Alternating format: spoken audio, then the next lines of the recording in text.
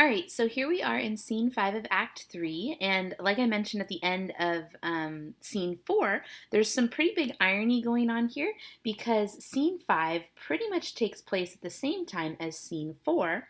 And remember from scene 4, that was when Capulet was basically saying, hey, you can marry my daughter on Thursday. So they're making arrangements for Juliet to marry Paris, while simultaneously upstairs, we have Romeo and Juliet who are enjoying their wedding night. So that is both, I'd say, situational irony because it's unexpected that you would have a woman who is sleeping with a man or sleeping with her husband being, being involved in an arranged marriage at the same time. So I think that's situational irony.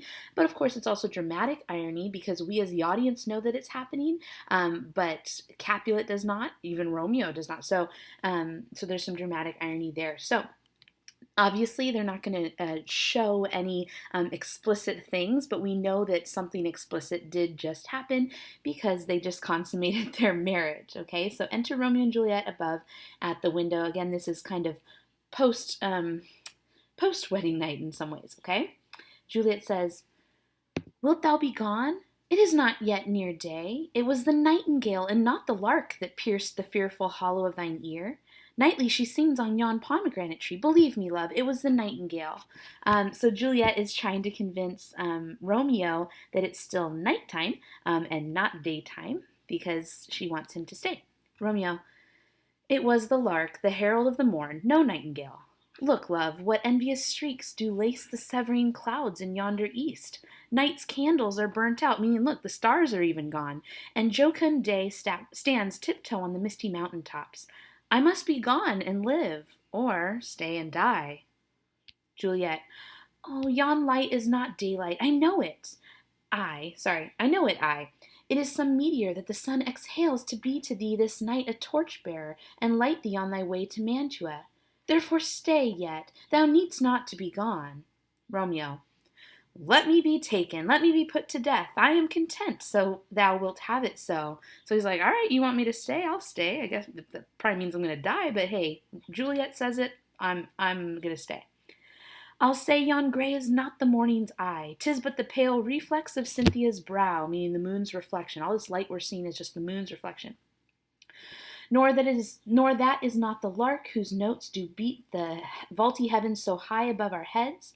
I have more care to stay than will to go." Meaning, trust me, love, I would much rather be here than have to leave you. "Come, death, and welcome. Juliet wills it so." "How is it, my soul? Let's talk. It is not day." Meaning, all right, I've decided I'm going to stay. Juliet, though, "Oh, it is. Hie hence, be gone, away." She's like, oh, wait. If you're going to stay, that means you're going to die? Never mind, you need to leave. "It is the lark that sings so out of tune, straining harsh discords and unpleasant sharps. Some say the lark makes sweet division. This doth not so, for she divideth us. Some say the lark and loathed toad change eyes." Okay, so she's talking again about the lark, and the lark is really representative of daylight because the lark is a bird that sings during the morning hours. And so she's saying the sound of the lark, while though it may be beautiful, actually is very unpleasing to them right now because it means that he has to go. It means that he has to, or that they will be divided. Okay? "Oh, now I would they had changed voices too." Okay, so she's referring to this last line where she said the lark and the loathed toad change eyes. So she's saying that basically a lark has a beautiful body but ugly eyes. The toad has an ugly body, beautiful eyes. And so it would be great if they could switch. And she says, "Oh, now I would they had changed voices too," meaning she'd rather hear the ugly sound of the toad than the lark. "Since arm from arm that voice doth us affray, hunting thee hence with hunts up to the day. Oh, now be gone, more light and light it grows." Romeo, "More light and light, more dark and dark our woes," meaning as daytime becomes brighter, the darker our sadness becomes because they have to part and divide. Enter nurse to the chamber. Nurse, "Madam." Juliet, "Nurse?" The nurse, your lady mother is coming to your chamber. The day is broke. Be wary. Look about." She exits. Juliet, "Then window, let day in and let life out."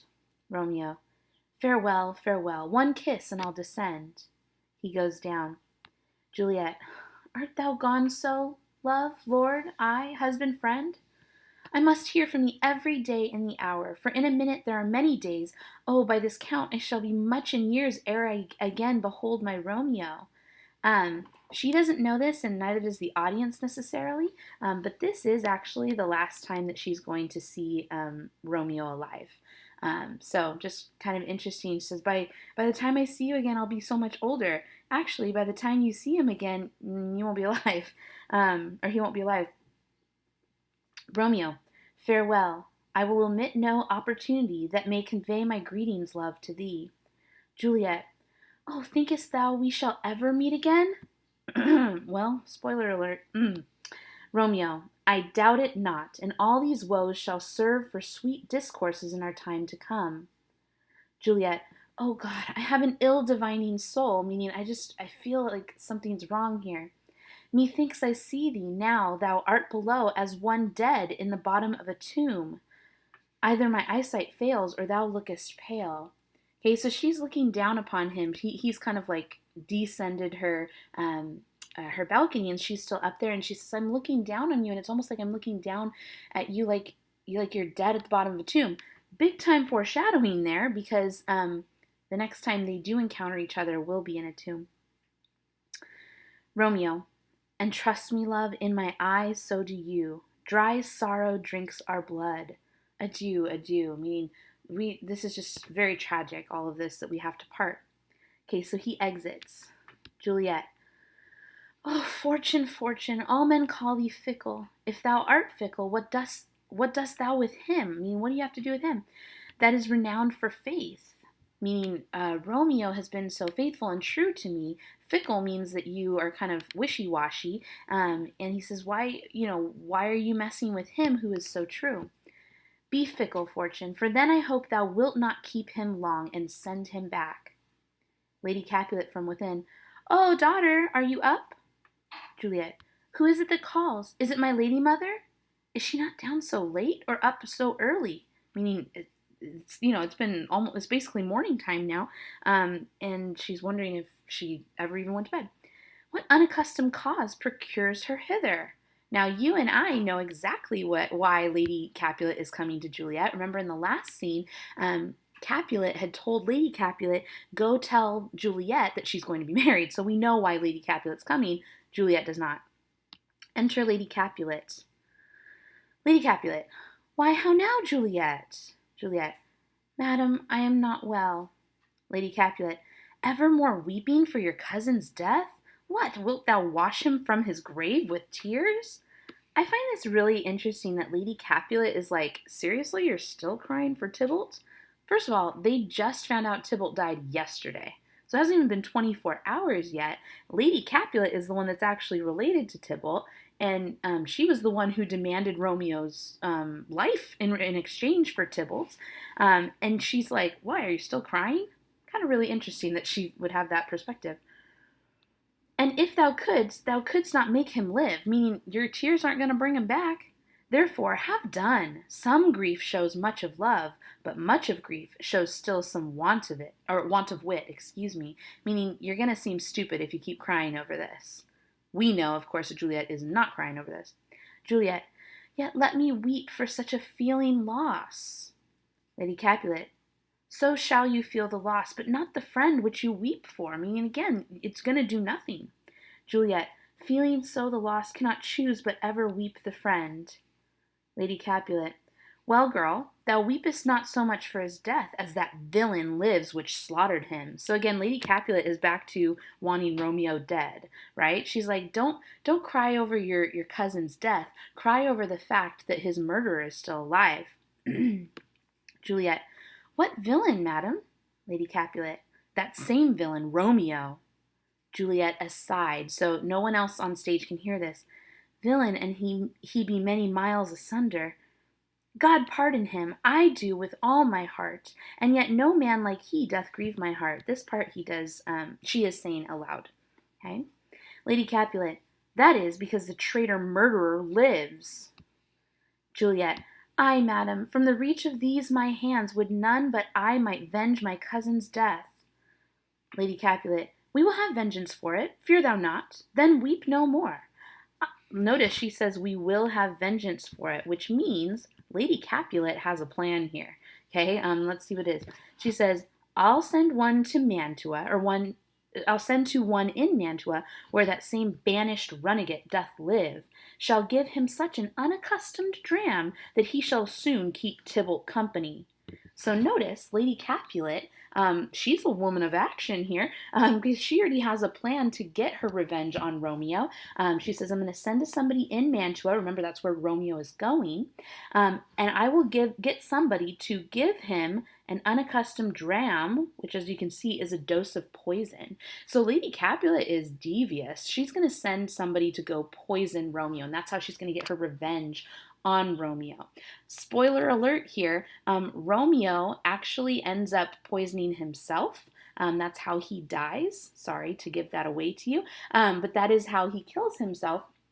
And so it's interesting because there's a little bit of irony there in that Lady Capulet says she's going to poison him. Well, yeah, that does happen, but she's not the one who gets to do it.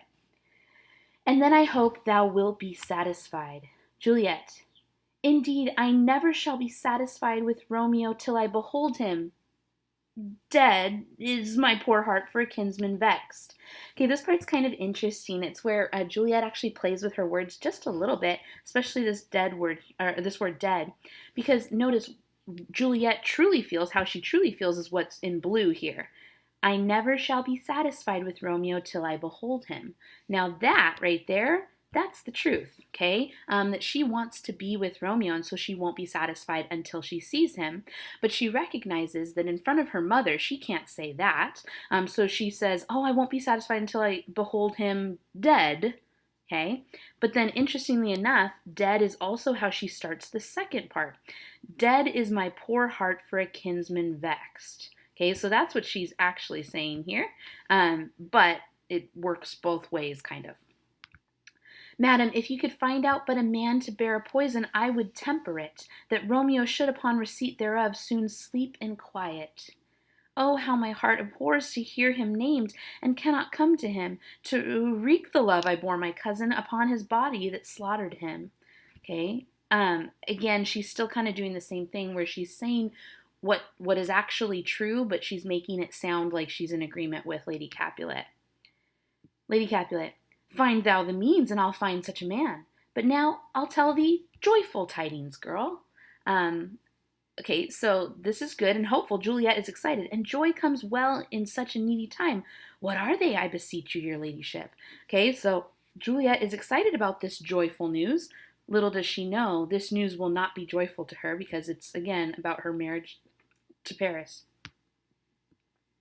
Lady Capulet. Well, well, thou hast a careful father, child, meaning a considerate father, one who, to put thee from thy heaviness, hath sorted out a sudden day of joy that thou expectest not, nor I looked not for. Juliet. Madam, in happy time, yea, tell me the good news. What day is that? Lady Capulet.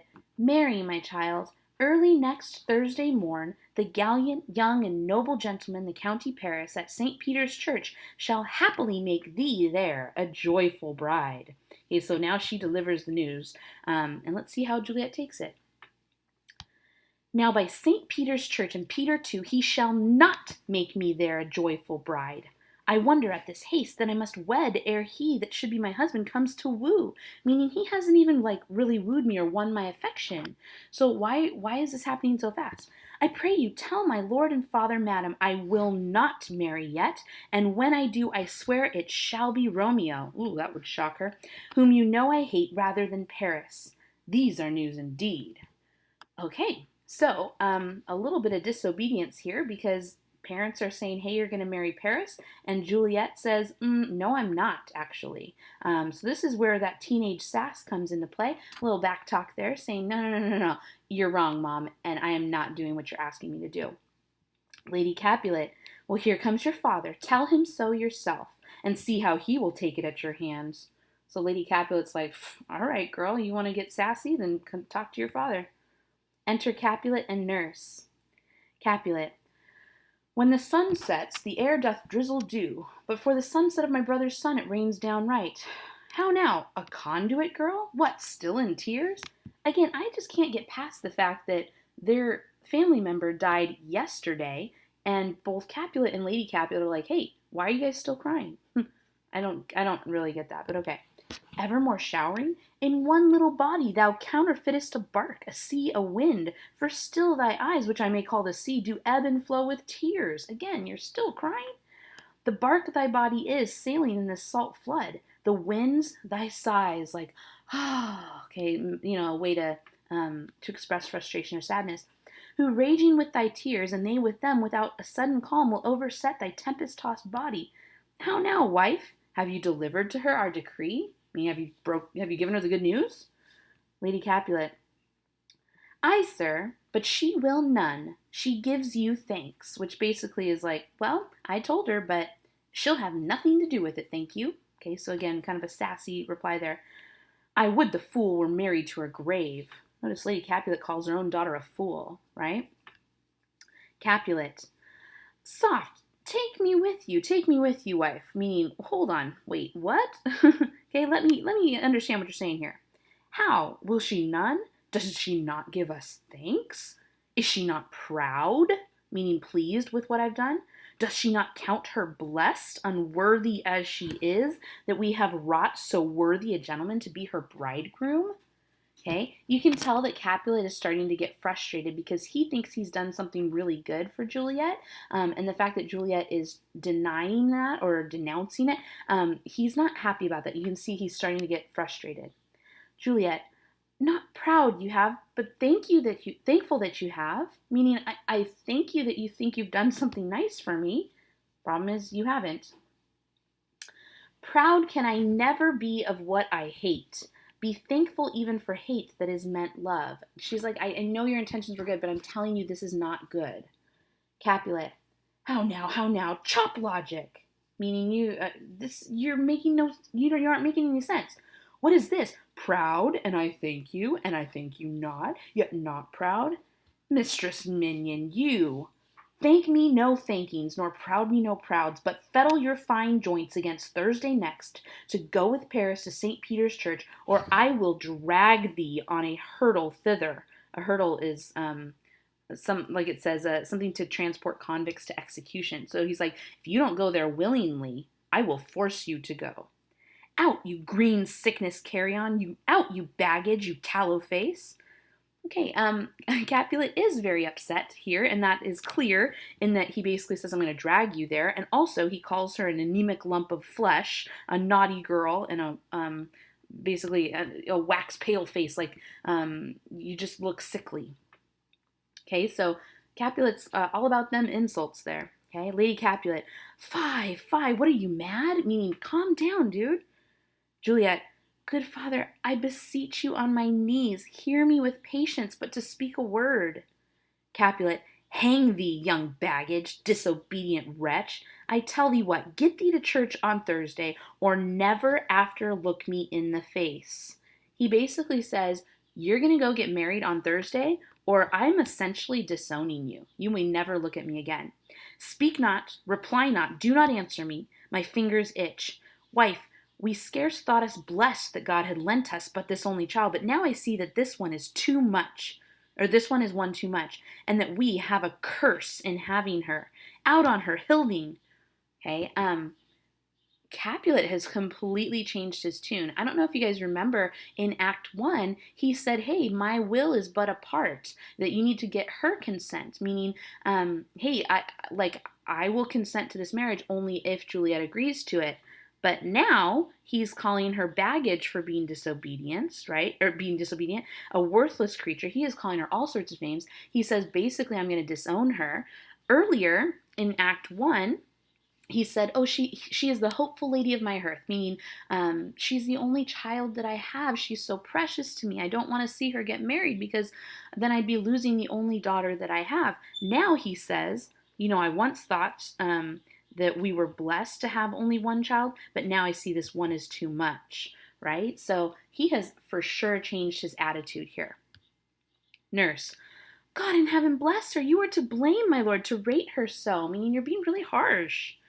Capulet. And why, my lady Wisdom? Hold your tongue. Good Prudence, what's the matter with your gossips? Go. Go, get out of here. Go chatter with other old women. Nurse. I speak no treason. Capulet. Oh, God, ye again. Nurse. May not one speak? Capulet. Peace, you mumbling fool. Utter your gravity over a gossip's bowl, for here we need it not. Meaning, nurse, get out of here. What are you even doing? You have no right to speak here. Lady Capulet. Oh, you are too hot, meaning angry or frustrated.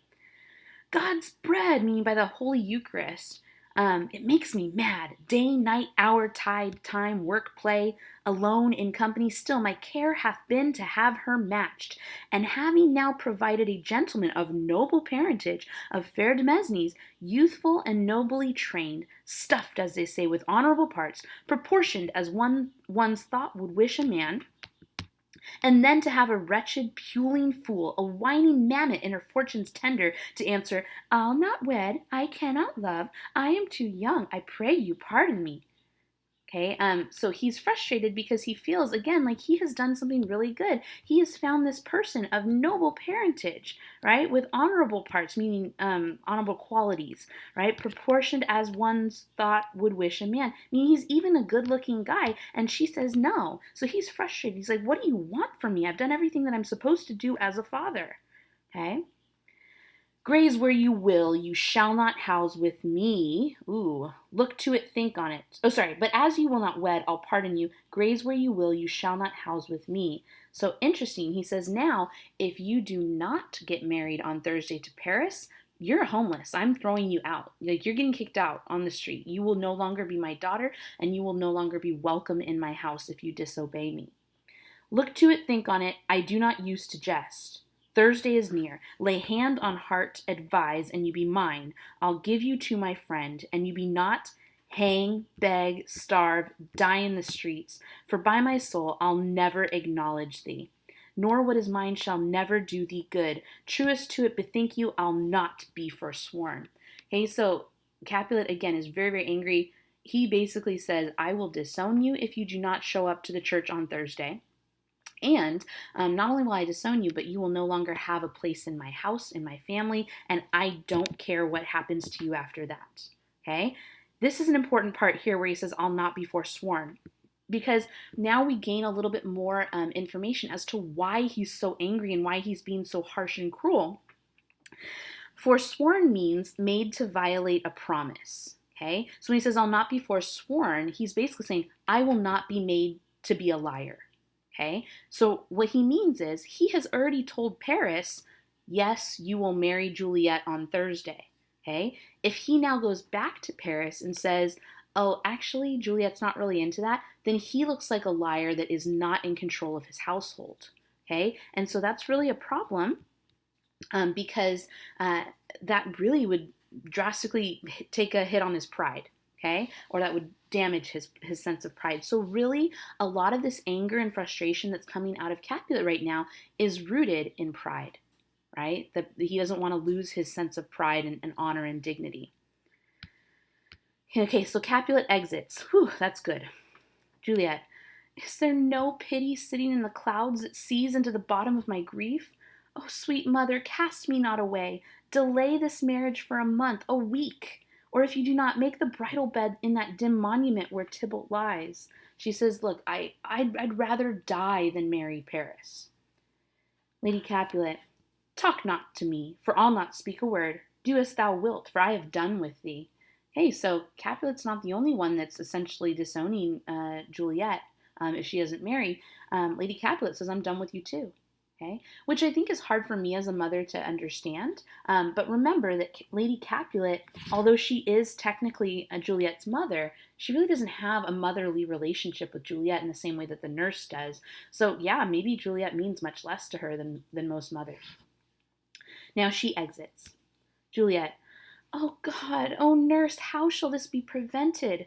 My husband is on earth, and my faith in heaven, meaning I made a vow to my husband that is still going to be honored in heaven. You know, like it was recorded in heaven, so I can't go back on that. It's not like I can unmarry Romeo. How shall that faith return again to earth unless that husband send it me from heaven? By leaving earth. Like, she's like, the only way that I could actually marry Paris would be if Romeo was dead. Comfort me, counsel me, alack, that heaven should practice stratagems upon so soft a subject as myself. Meaning, why is fate, why is God, really against me on this? What sayest thou? Hast thou not a word of joy? Some comfort, nurse. So again, she's looking for, as she says, comfort from the nurse. Nurse, Faith, here it is. Romeo is banished, and all the world to nothing. Meaning, the odds are stacked against you here. That he dares never come back to challenge you. Meaning, I would bet that Romeo can't come back to claim you as his wife, right? That would be the big problem. She's like, I and the friar are the only ones that know that you're married to Romeo, okay? And Romeo's banished. He can't come back and say, hey, Juliet's actually my wife, so Paris, you can't have her. So she's like, I'm just saying, he can't really do much about this. Or if he do, it needs must be by stealth, meaning if he were even going to try to do that, he'd have to be super sneaky about it. Then, since the case so stands as it doth now, or as now it doth, I think it best you married with the county. Oh, he's a lovely gentleman. Okay, notice that the nurse's advice is, screw Romeo. I'd say you probably should just marry Paris. And he's a lovely gentleman. Romeo's a dishclout to him, meaning he's like a dirty rag compared to Paris. An eagle, madam, hath not so green, so quick, so fair an eye as Paris hath. I mean, Paris is really great. Beshrew my very heart, I think you are happy in this second match. Meaning, hey, your second marriage might be a really good thing. Your marriage to Romeo's gotten really complicated really fast within the course of a day. Okay, so maybe the second one's gonna be better. For it excels your first, or if it did not, your first is dead, or 'twere as good he were as living here, and you no use of him. Okay, meaning he might not actually be dead, but you can't actually be a married couple as it stands now. So you might as well just marry Paris. So that is the nurse's advice here. Let's see how Juliet reacts. Juliet, speakest thou from thy heart? Nurse, and from my soul too, or else beshrew them both. Juliet, amen. Nurse, what? Juliet, well, thou hast comforted me marvellous much. Go in and tell my lady I am gone, having displeased my father, to Lawrence's cell, to make confession and to be absolved. Okay, nurse, Mary, I will, and this is wisely done. Exit. Okay, so Juliet now tells the nurse, hey, look, maybe you're right. Maybe I should just go to Friar Lawrence's cell, which, remember, whose side is Friar Lawrence on? Romeo and Juliet, to make confession to be absolved. So she says, I'm going to go to confession. And nurse says, okay, I'll do that. The nurse exits. But wait, there's more. Juliet says, ancient damnation, meaning old devil. And she's actually talking about the nurse there. O most wicked fiend, is it more sin to wash me thus forsworn, or to dispraise my Lord with that same tongue which she hath praised him with above compare so many thousand times? So she says, what's worse? The fact that she wants me to make myself into a liar in the oath that I made before heaven to marry Romeo, or the fact that she dispraises Romeo with the same tongue that she had praised him so many times before, right?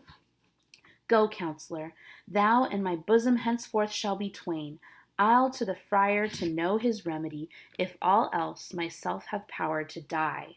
Okay. These last two lines are kind of important. So she is still going to go to the friar, but she's not going for confession because she feels bad about displeasing her parents, like she said before.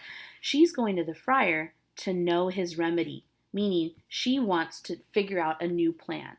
Okay, the friar has been with them on their secret plan to get married. Now she needs to go to him to figure out like what she's going to do next. Notice the last line though. If all else fail, myself have power to die. Meaning, if the friar can't help me, then at least I can control one thing in all of this, and I can actually kill myself before I would have to be forsworn, before I would have to actually marry Paris and go back on my oath to Romeo. Okay, so that's kind of her plan. Is I'm going to go ask the friar for help, and if not, then hey, at least I can take control of not marrying Paris in that way. What is really, really interesting though is the fact that she kind of lied to the nurse. Up until this point, the nurse has been in on the plans, and now the nurse is being left out of Juliet's plan. And so that's really important because things are changing here. The nurse not being in on things changes things. All right?